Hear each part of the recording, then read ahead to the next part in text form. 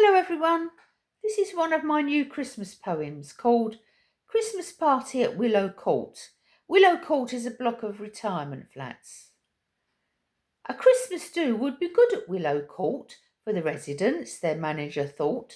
She invited kids from the local school. Some residents were grumpy, but most were cool. She hoped the grumpy ones would want to go, especially Tom, who was a glum so-and-so, whereas Sue and Pat enjoyed a party, and Maggie loved to dress up all tarty. There was plenty of food on the table, which was organised by Bob and Mabel. With teacher on the piano, the kids sang Christmas carols. What a sweet little gang. However, some of them were out of tune, and Zach got bored, so he burst a balloon. Sid jumped because his hearing aids were turned up full. After that, the kids had a free-for-all. The eldest, dear Mrs. Pontyperry, had been far too generous with the sherry. When she made a massive bowl of trifle, everyone ate it, but then got an eyeful. Because butter wouldn't melt, Isaac Pike, who looked so sweet but was a little tyke, started flicking plastic spoons of dessert. Then residents joined in, led by Reg and Gert. Kids and residents were tipsy on sherry, so they became more than a bit merry. The manager, who had not eaten trifle, was a bit shocked when she got an eyeful. Sue, Pat and Maggie, dressed up to the nines, together started quoting cheeky rhymes. Even Sid, who could be a bit leery, loosened up from the effects of the sherry. Mrs. Pontyperry was as pleased as Punch to be the reason for this merry bunch. She loved a party to go with a swing, especially when Tom decided to sing.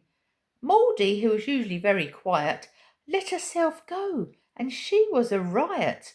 Of the party she was the life and soul. As for the trifle, there was an empty bowl. In amazement the manager looked on, especially when Tom burst into song.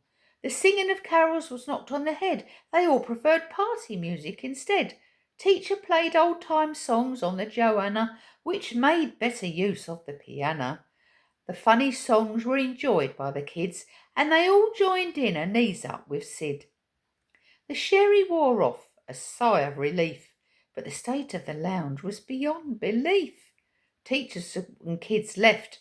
Residents looked rough, but Sue, Pat and Maggie had not had enough. Still singing songs till the manager declared the party was over 'cause she was scared. The neighbours would complain and she'd get the sack. Though she had to smile, it had been a good crack. But she had not seen Isaac on his iPad, taking photos for his reporter dad. The local newspaper had a field day. The manager thought there'd be hell to pay.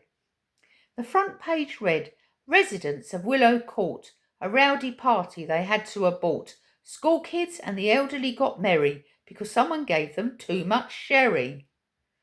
The good manager didn't get the sack. Of complaints from the neighbours there was a lack. Smiling to herself, when in her mind's eye she relived the party with a happy sigh. Her residents did have plenty of fun. With the oldest the kids had become one. But she'd have to watch Mrs. Pontyperry.